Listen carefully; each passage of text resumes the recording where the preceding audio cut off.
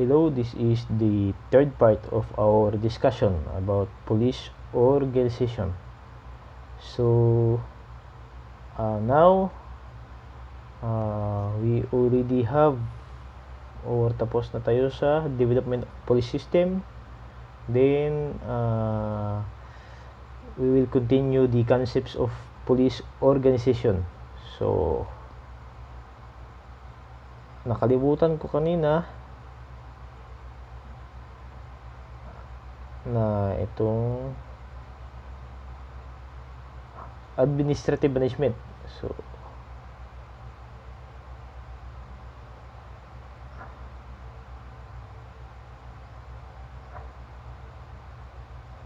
ano itong police management or itong 5M's? So we already have discussed this kaning police management. So ano itong 5M's? So ang 5M's ito yung money, manpower, the methods, the materials, and the machinery. So lahat ng organization, so ginagamit itong 5M's ng police management or ng management. So siyempre ang organization is kailangan ng money, then the manpower, then the methods, di ba? Methods on how the organization will operate, then materials, so anong gagamitin nila, then the machinery. So kailangan nila itong 5M's. So take note with this itong money, manpower, the methods, the materials, then the machinery. So ito yung 5M's of police management. So tapos na tayo itong post-decorb.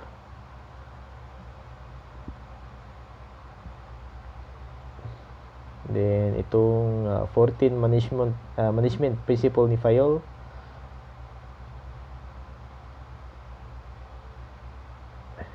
Then the approach and the human relations approach, the behavioral science approach. Ito yung theory X and Y. So as I have said kanina, X is yung mga taong lazy or yung taong mga tapulan pa sa Bisaya, di ba? Y is yung mga hard worker.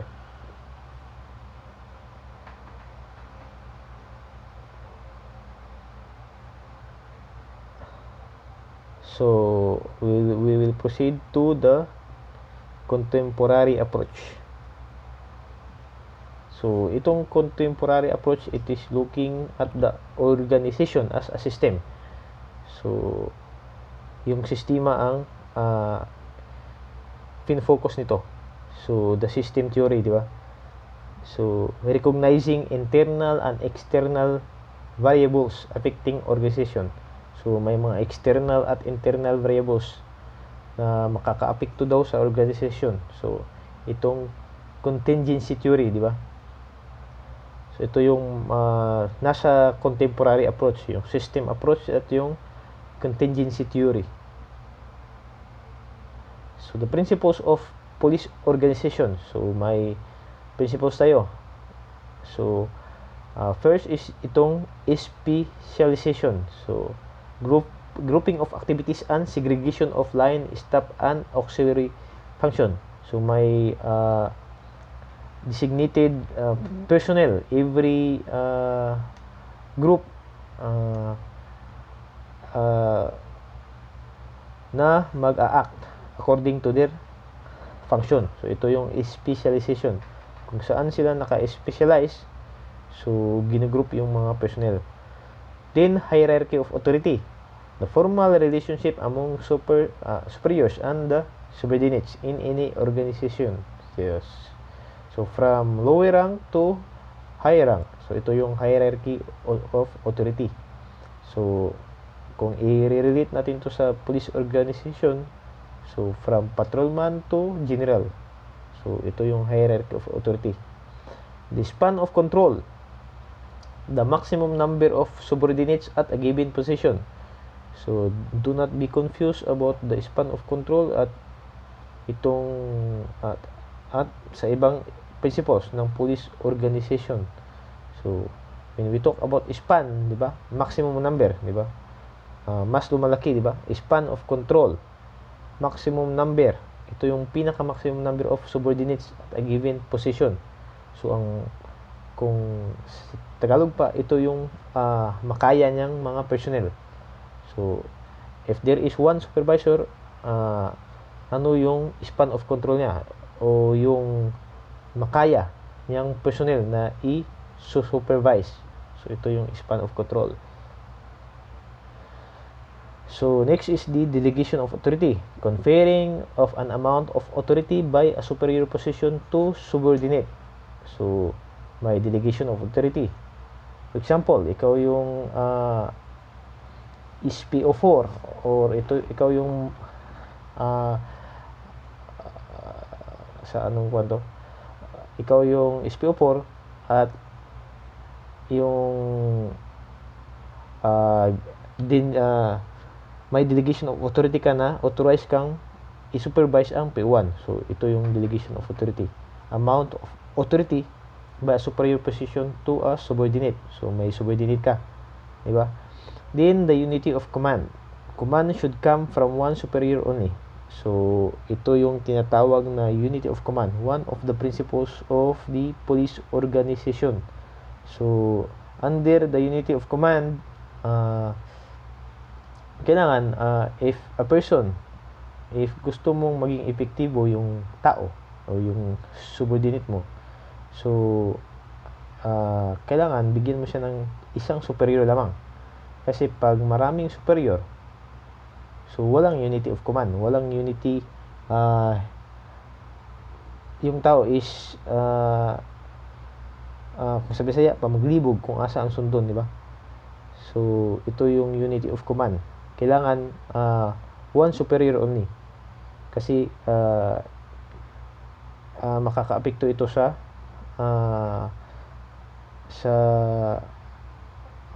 mga gawain na ibibigay sa isang tao. So, unity of command. Then, the division of labor for a police organization to be effective, the work assignments must be designed so that similar tasks, the functions, and activities are given to an individual or group for accomplishment. So, kailangan may division of labor. Hindi pwedeng ikaw si PO1 blah blah blah or the patrolman blah blah blah, sa'yo na lahat ibibigay yung trabaho. So, may tinatawag tayong division of labor. So, i-divide yung work equal for those na mga kuwan lamang, lower ranks, at hindi pwedeng sa'yo lamang ibibigay. So, may imbalance yan sa isang organization. So, kailangan may division of labor. Next is the chain of command. Primarily, this principle provides for the vertical movement of authority up and down established channels in the organizational hierarchy. So, when we talk about vertical, pataas siya, di ba? Vertical movement of authority, meaning from lower to high. So, kailangan may chain of command. Hindi pwedeng CPO1 diretsong pupunta kang hindi pwedeng, for example, hindi pwedeng si general diretsong pupunta kay PO1. So, kailangan yung authority is from up to down. So, tinawag siyang chain kasi parang isang kadena, di ba? Isang kadena. So, kung kailangan pag-uumpisa muna sa taas yung authority at will proceed to the down established channels. So, ito yung chain of command, di ba?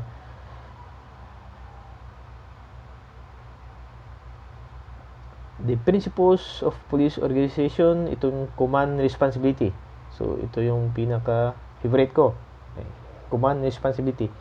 It is a form of responsibility for omission to act, di ba? A superior may be held criminally responsible under the doctrine where despite his awareness of the crimes of subordinates, di ba? Kahit nakita niya or nalaman na niya na may ginawang kalukuhan ang subordinates niya. So, di ba? Hindi pa rin niya binigyan ng sanctions. So, ito yung command responsibility. So, ang ginawa ng subordinates mo na kalukuhan, so, direktang maapektuhan, so, yung supervisor o ikaw. Kasi ginawa ng subordinates mo yan at nalaman mo na mali, kahit mali. So, hindi mo siya binigyan ng sanctions. So, ito yung command responsibility. He culpably fails to fulfill his duties to prevent and punish these crimes, diba?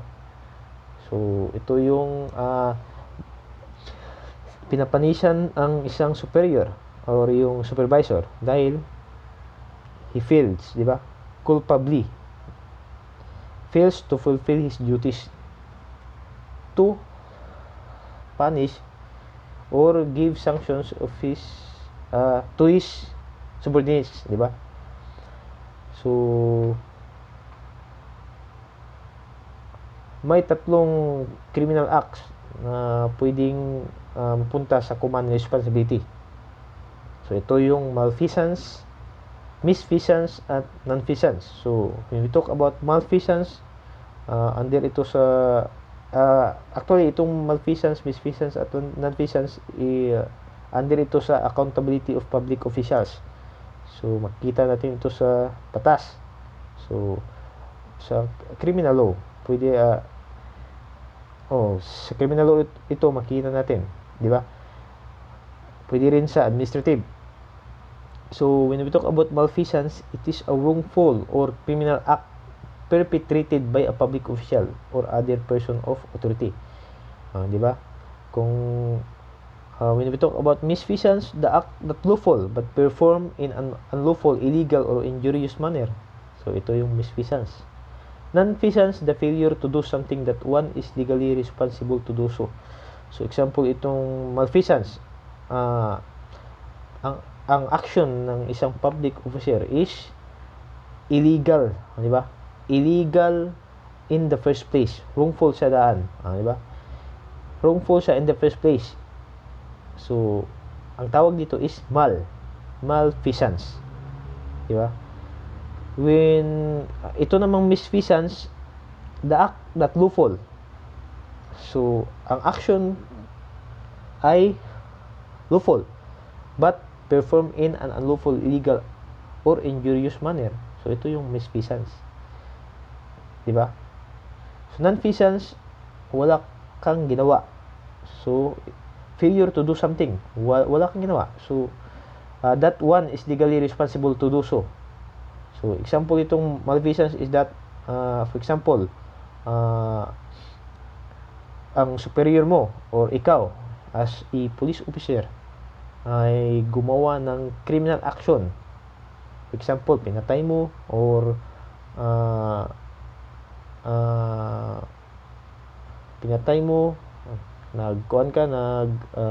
gumawa ka ng mga kalukuhan which is in nature, in the first place, violation na sa criminal law or other administrative. So, ito yung malfeasance. Meaning, in the first place, masama. Itong malfeasance. So, tandaan nyo na. Ang example naman nitong misfeasance is that, for example, gumawa ka ng sinerve mo yung search warrant or arrest warrant. Di ba? The act is lawful. Kasi, under sa procedure, sinerve mo yung warrant. So, it is lawful. But performed in an unlawful or illegal, injurious manner or way. So, sinerve mo yung warrant, but yung ebidensya, yung evidence is taken illegally, di ba? So, yun ang misfeasance. Di ba? Misfeasance yun. Kahit the act is lawful but you perform it illegally, misfeasance. So, example naman nitong nonfeasance is that alam mo na, di ba? Alam mo na na yung kalukuhan ng subordinates mo ay masama at violation in criminal law or other laws, pero hindi mo sinabi sa superior mo at hindi mo binigyan ng sanctions, which is you are legally responsible to do so. So, nonfeasance, wala kang ginawa. So, ito yung differences ng malfeasance, misfeasance, at nonfeasance. Mal, wrongful in nature. Mis, the act is legal but performed in illegal way or illegal means. Diba? Nonfeasance, wala kang ginawa. Failure to do so. To do something, which is you are legally responsible. So, itong mga kuha na ito, mga feasance na ito, so, perpetrated by all public official or police organization or police personnel, to be specific, diba?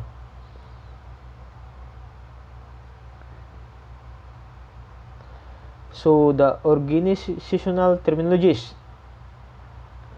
Punta tayo sa functional units. So, ang functional units may 4. So, ito yung bureau. When we talk about bureau, ito yung largest organic functional unit. Diba? Within a large department, it comprises of numbers of divisions. So, it comprises numbers of divisions. Ito yung bureau. Largest organic functional. So, when the board exam, when lalabas ito sa board exam, na largest organic functional unit, bureau na ito. And 2 or more or comprises of numbers of divisions, bureau answer. So, division, a primary subdivision of a bureau.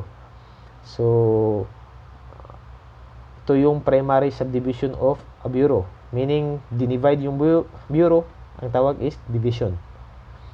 Section, functional unit within a division that is necessary for specialization. So, within a division, may tinatawag tayong section. So, functional unit within a division, di ba? So, it is necessary for specialization. Di ba? Unit, it is a functional group within a section or the smallest functional group within an organization. So, I think mas madali itong i-memorize kasi from bureau to unit, parang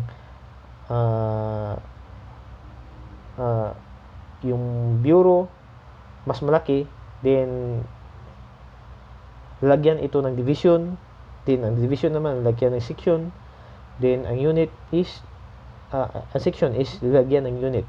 So this is the way you memorize it, diba? The functional units.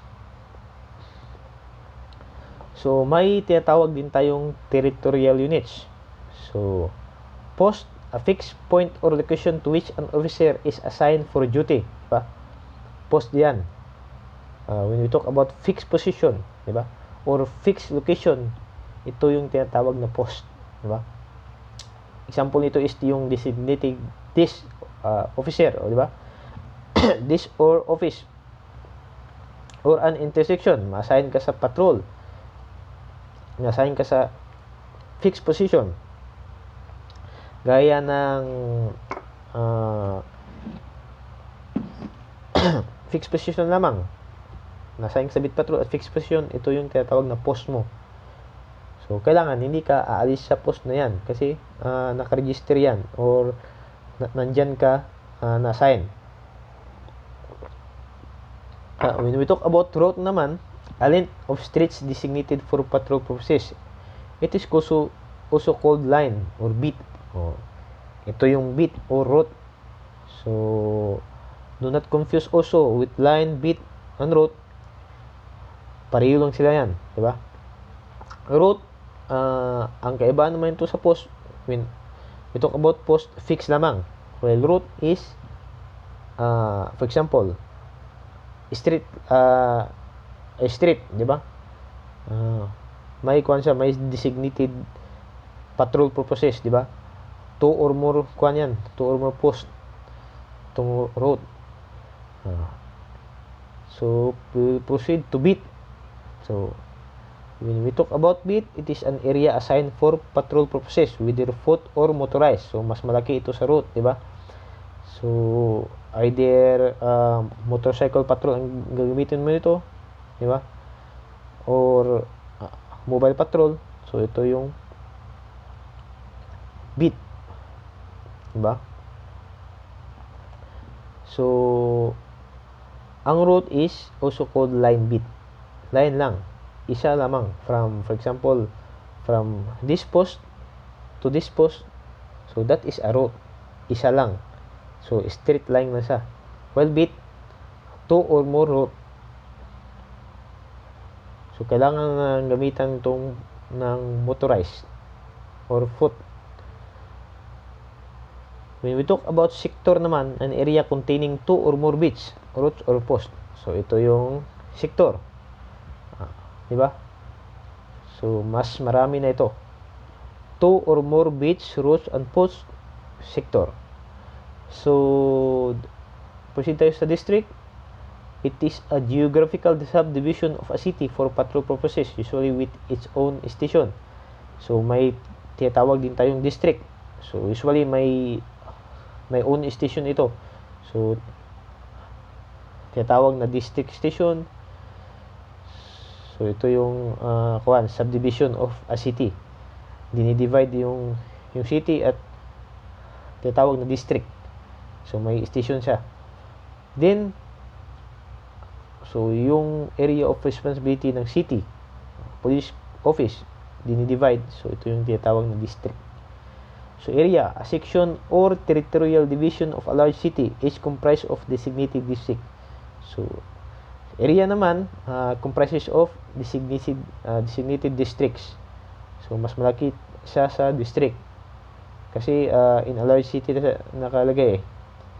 So kagaya din kanina na itong functional units, mas madali din itong i-memorize kasi from post sa mas maliit or sa fixed point to mas malaki. Post, route, beat, sector, district, and area. So i-memorize mo lang na from post, route, beat, sector, district, area. Diba? So other terminologies. So may tinatawag tayong sworn officers. Diba? When we talk about sworn officers, ito yung personnel of the police department who have oath and who possess the power to arrest. So sila yung may power to arrest, yung mga sworn officers. Superior officers naman is one having supervisory responsibilities, di ba? Either temporarily or permanently over officers of lower rank. So superior, sila yung may hawak ng supervisory positions. So ito yung mga superior officers. Commanding officers, an officer who is in command of the department, a bureau, a division, an area, or a district. So siya yung nagko-command in a whole sa department, this bureau, a division, area, or district. So ranking officer, when we talk about ranking officer, the officer who was the more senior rank, higher rank in a team or a group.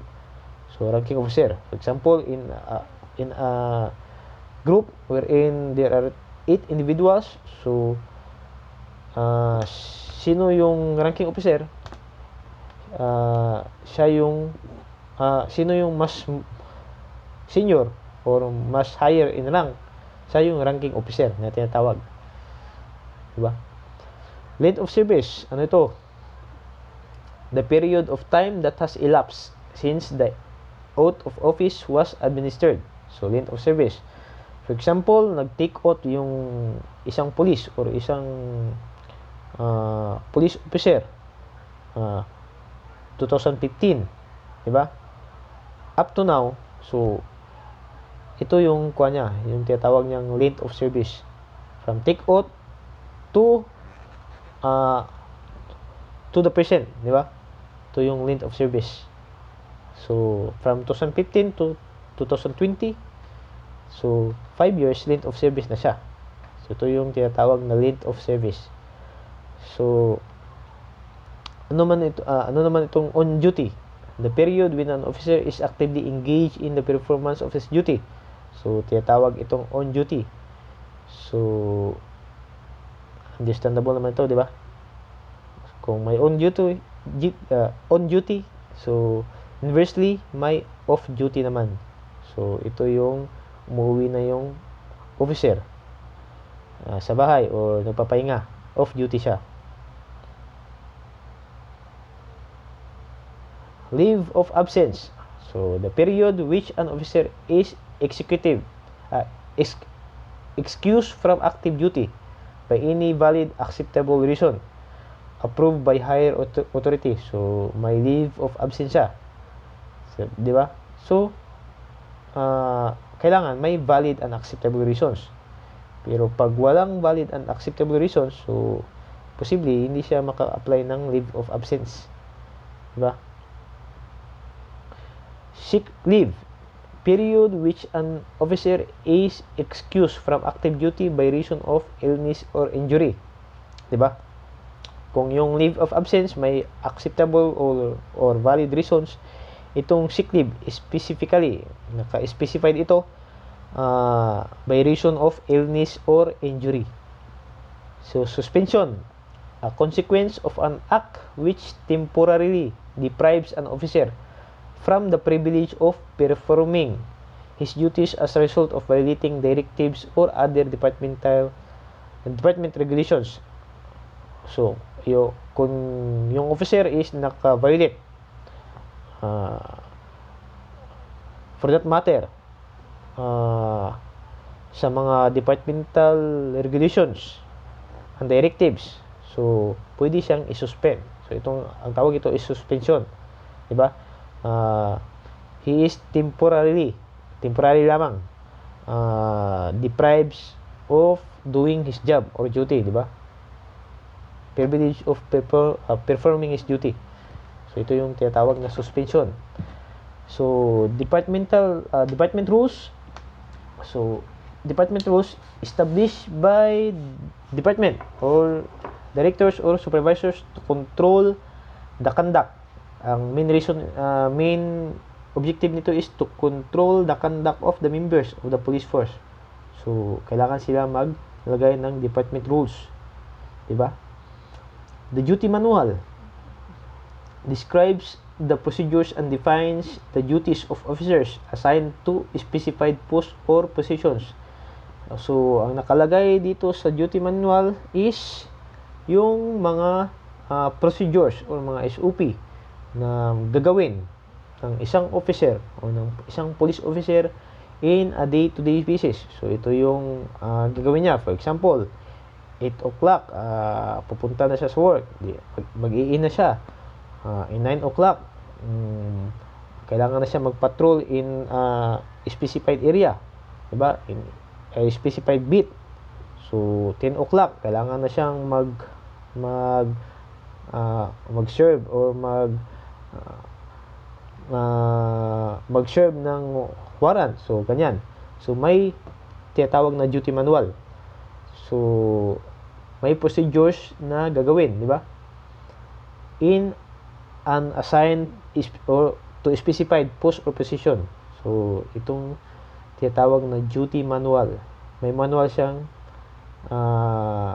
gayahin or may mga procedure siyang i-follow. So, nakalagay ito sa duty manual. So, order. It is an instruction given by a ranking officer to a subordinate. Either, may tatlo nito eh. General order, special order, or personal order. So, tatlo lang ito So, report. It is usually a written communication unless otherwise specifies to be verbal reports or verbal reports should be confirmed by written communications. So, gaya ng sinabi ko kanina, reporting is important in the management, in the police management or administration. So, kailangan mag-report ang tao. So, it is usually done in written communications. So, kaya may tinatawag tayong mga yung mga ginagawa ng police natin, yung after activity report. So, itong report. So, it should be done in written communications unless specify siya sa verbal reports. So, itong verbal reports, either sinabi niya, but it should be confirmed by written communications. Kailangan confirmed by written communications. So, tapos na tayo sa third part.